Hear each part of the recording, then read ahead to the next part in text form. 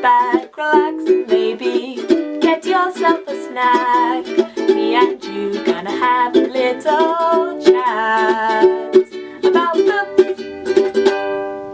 Hello everyone! So I took an unintended break from YouTube. I really did not intend to be gone as long as I was, and to be honest, I don't really even have a reason. It was just life got wild, life got hectic. Everything's good, everything's fine. My baby is going to be 1 tomorrow. How has that happened? I don't know where the last year has gone, but it has vanished before my eyes. So, anyway, I plan to come back to the channel. I never really intended to take a break, like I said, and it just kind of happened, and I had a bit of a slump. I had a bit of a reading slump, which didn't help matters, because obviously if I'm not reading, I don't really want to talk about books either. But I'm very much back into a reading mojo again. I've been enjoying a lot of things that I've been reading recently, and I want to talk to you guys about them.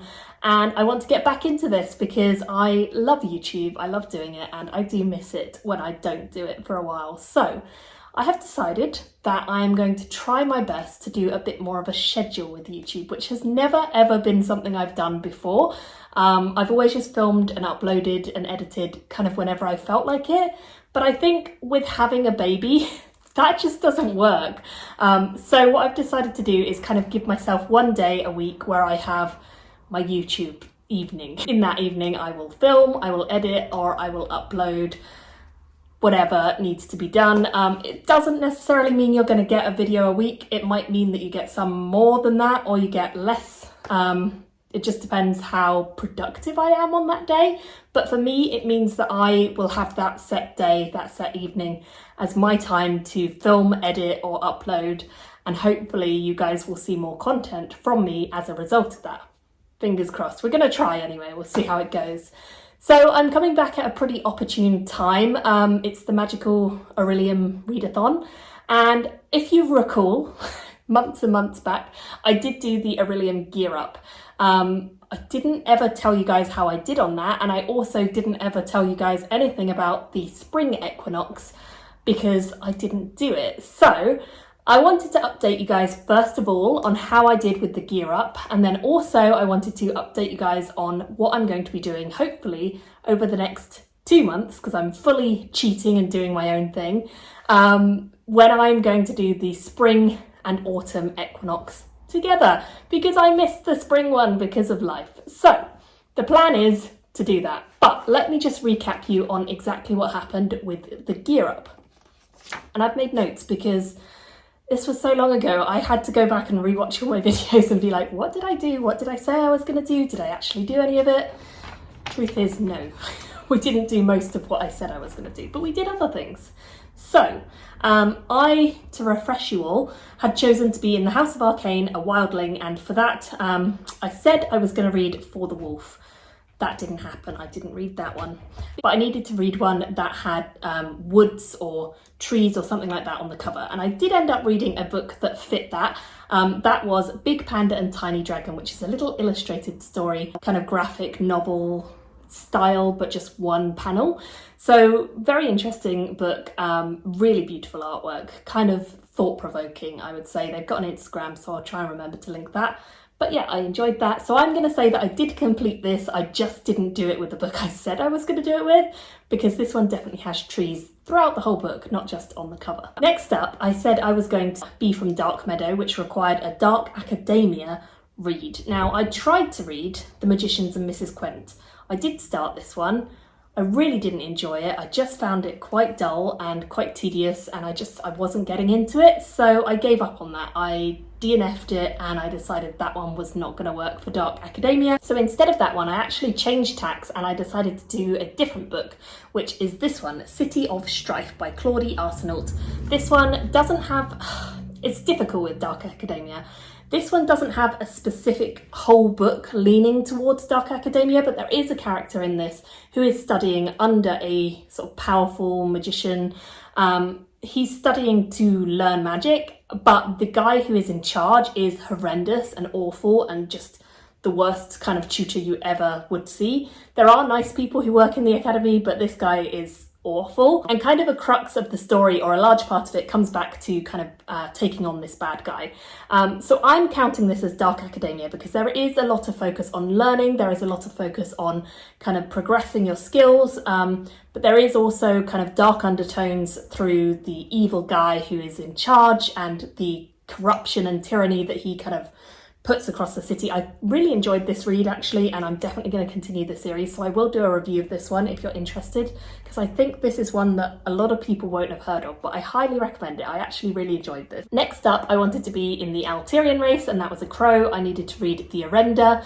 Did not read that. Started it, again, DNF'd it. Not because it was bad, but because it was incredibly slow. It was a real slow, hard-hitting kind of story, which I thought it would be slow, but I didn't realise quite how slow it was going to be, and it was a bit much for me. So I put it down because that one just, I was not in the mood for. But I did end up reading a book with a crow on the cover, and that was The Ninth Reign by Jen Williams. So I have completed this one, again, just with a completely different book. And I really enjoyed The Ninth Reign, and I am going to be continuing on with that series. In fact, I already am.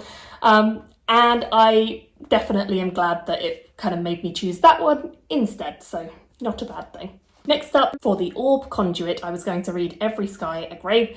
Did not start that one, just didn't feel in the mood for a sci-fi, and I needed a book with a sun on the cover. I ended up reading The Godbreaker, which is the third one in the series by Mark Brooks. I loved the series. I think I told you guys a while ago I'm going to do a full review of the series. I haven't quite got round to it, but I will now that the series is completed and I've finished it. This one had a sun on the cover, so it counts. And then finally, the last thing was The Admissions Key. I wanted to do The Pocket Dimension, which just meant I needed to read an ebook, and I have read so many ebooks that this definitely was ticked off. I didn't have a specific one that ticked it, but like I've read loads in the time period, so it was fine. So that means I did do Gear Up. I completely changed what I was going to do for it, but I did it. So I am now able to do the spring equinox and the autumn. So for that, I have decided that I would like to do the Storyweaver path. And I had a look through all the different stuff. Storyweaver just sounds like a lot of fun, and it didn't sound too scary when I looked at how many books I would need to read as well, because I realised doing the spring and the autumn back to back is not necessarily conventional. But I missed the spring readathon completely, and I don't want to just dive straight on into autumn without having done the spring bit. So I'm just going to bunch them together and give myself 2 months. And for the spring one, I needed to read a couple of different things. For the inscription prompt, I needed to read an intimidating read. For the art of illusions, I had to do a trope that I like. For psionics and divination, I needed a book set in the future. And for lore, I needed a mythology-inspired one. So for my intimidating read, I'm going to try out this one, which is not necessarily intimidating as such. I had a look at my bookcase and I wasn't really super intimidated by most of the reads because they all sound good and fun, but this one is by a new author that I've not read before, so I'm intrigued. I'm hopeful that I will enjoy their stuff, but I haven't tried it. I think the author is Scottish, and I think this revolves around a young woman who is on a kind of revenge quest, which is always something that I will enjoy. So I'm hopeful that I'll like it. It's not too long, 440-ish pages, so it shouldn't be too bad, but I think just the font and the way that this one is laid out makes me think of like heraldry, it makes me think of royals, it makes me think of stuff like big battles, epic battles, and I don't know if those things are always done in a way that I enjoy. So that's why I'm classing it as intimidating, but this is a bit of a tenuous one, and to be fair, I might change it for something else if I look at my bookcase again and do see something that's more intimidating, but I'm not sure I've got too many intimidating reads, so this is going to be it. Next up was The Art of Illusion, the trope I like. For this one, I'm going to do kind of the secrets trope, like everyone is keeping secrets. I love when a book is really twisty and turny because everyone has secrets and everyone is hiding something from another. And to be fair, there is one book that I have just today read and which definitely counts for this. Today is the 1st of August, by the way, so that you guys know I'm not cheating. But I read it today, and that is The Liar's Knot by M.A. Carrick. It was unputdownable, as always. I really enjoy this writing duo. I think they're great. I loved the first one. The second one was no exception to that. It kept me hooked, and This completely revolves around secrets, it revolves around masks and misidentities and just so many things that I like and tropes that I like. I love seeing like the dynamics of power, the dynamics of people in higher class and lower class settings, so it's ticking a lot of my favourite tropes, to be honest, but I think I'm going to go with like the secrets trope being the main thing that this one ticks off. For psionics and divination, I needed a book set in the future, so for this one I'm going to try out Boys, Beasts and Men by Sam J. Miller, which is a collection of short stories. Now, I don't think they'll all be set in the future, but it definitely sounds like some of them are, because there is a foster teen who has the ability to control the ambient digital cloud, which very much sounds like near future sci-fi. So I think there'll at least be a story in here that is set in the future, and then there's other stories about alien invasions, infections, rebellious queer artists, all kinds of things. So it should be a good read. I'm looking forward to it. This one is a fairly recent release, I think, as well. So yeah, I'll let you guys know what I think of that. And then I needed a mythology inspired one. So for this one, I actually am quite happy because I need to read this for a book club that I'm in. But the one I'm going to read is The Shadow of the Gods by Gwynn. This is, I think, the start of a new series for him in the Norse-inspired world. So it's very much based around Norse mythology, but we're following a new set of characters from what I understand, so you don't need to have read his other series to read this one. I'm very excited about this. I meant to get to it when it came out. This is a proof copy, so I should have got to it when it came out, but I just didn't. And I really enjoy Gwynn's stuff, so I'm hopeful that I will really enjoy this one when I read it. And I do enjoy Norse mythology as well. It's something I don't know a huge amount about, but the books that I have read which are inspired by Norse, I enjoy. So fingers crossed that applies to this one as well. So next up, that is everything for the spring equinox, and next up I need to do the autumn equinox. So for that you need to read an O in inscription, which I need a childhood favourite for. Now this one is pretty easy for me because I have a child, and I'm going to really go like very basic childhood here, because my child's favourite book at the moment, or one of them, is Going on a Bear Hunt, and he loves this story, and I remember loving it when I was a kid. So I will guarantee that I will probably read this about 500 times in the next 2 months. So I'm going to count this one as my childhood read, because it is a childhood favourite, just from when I was a really, really young child. And it's still a childhood favourite for my child now. So I will definitely get this one ticked off a million times over the 2 months. Next up, I need a Q in psionics and divination, so I have 2 prompts to read for this. I need a story with time travel, and then I need a book which has the same word in the title as my previous read. So the story with time travel is fairly easy for me. I'm going to go for When Did You Last See Your Father, which is by Jodie Taylor. This is one of the kind of mini novellas that goes between the St. Mary's series. I've not read all the St. Mary's novellas. I have read all the main St. Mary's books and I love them. And all the novellas I have read I've enjoyed, but this is one that I haven't just got to yet, and I want to keep things not too tricky, so throwing a few novellas or short things into my TBR sounds like a good idea.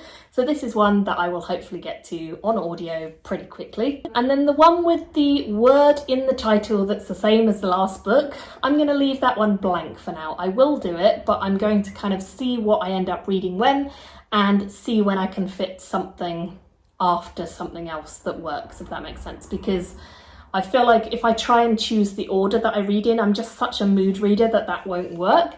So I think I'll just, over the month, see how I go, and when I read a book that has an interesting word in it that I think I could find on another title, I will then have a look and do that. So I'll tell you guys what I end up reading for that once I finish this challenge, but hopefully that will be completable, easy to complete.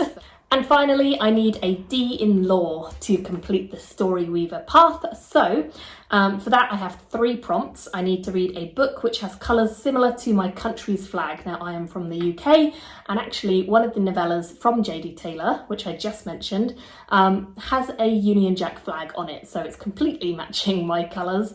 So I thought I'd read that one because, as I mentioned, I'm trying to read some of the novellas, and that one is The Battersea Barricades. I've not yet listened to that one on audio, so I will be reading that one for my UK flag prompt. Next up, I need a story featuring betrayal, which, to be honest, probably would count for almost everything in fantasy. However, I have chosen to go with The Bitter Twins by Jen Williams, which is one that I have just started. It's the second one after The Ninth Reign. I told you guys I really enjoyed The Ninth Reign when I read it for the Gear Up, so I wanted to carry on with the series anyway. It does seem like a series where there was betrayal in book one, and I'm pretty sure from the circumstances that our characters have ended up in, that there will be betrayal in book two as well. So I'm interested for sure in seeing what happens, and I am really liking this one so far. I think I'm almost halfway through, so I'm hoping to get through it fairly quickly in the next month or so. So yeah, very excited about that one. And the final prompt that I need is a desert setting. So for this one, I have chosen to continue a series. And the series that I'm going to be continuing is quite a classic fantasy series, the Dragon Prince series by Melanie Rawn. I read the first one of these, I don't know how long ago now, quite a while ago, but I enjoyed it. It is all set in a desert in book one, and I think that continues largely in book two as well. So I'm not going to go into too many details because obviously it's a sequel, but it's a land where there are dragons and there are people who have like witchy sun-related magic as well. So it's got a lot of magic. It's quite old style in writing, quite classic fantasy. So if you like that, you might enjoy. And I have done a review of the first one if you're interested. So that is going to be the last one that I need to read to complete the autumn equinox. So quite a few books, but I am giving myself the best chances with a nice short childhood read and a couple of novellas and short stories. Fingers crossed I can get through all of this and I will be able to get back into YouTube, get back into reading, get back into everything that I love, and hopefully update you guys quite a lot more regularly as I go. So I hope you've all been well. Please do leave me comments below saying what you've been up to. Have you read anything great? Is there anything you think I would enjoy? What have I missed from being away from YouTube for so long? Yeah, just keep me posted, and thank you all so much for sticking with me, and I'll see you soon in another video. Bye everyone. Thank you for watching my video today. Go pick up a book, then come back and chat with me again.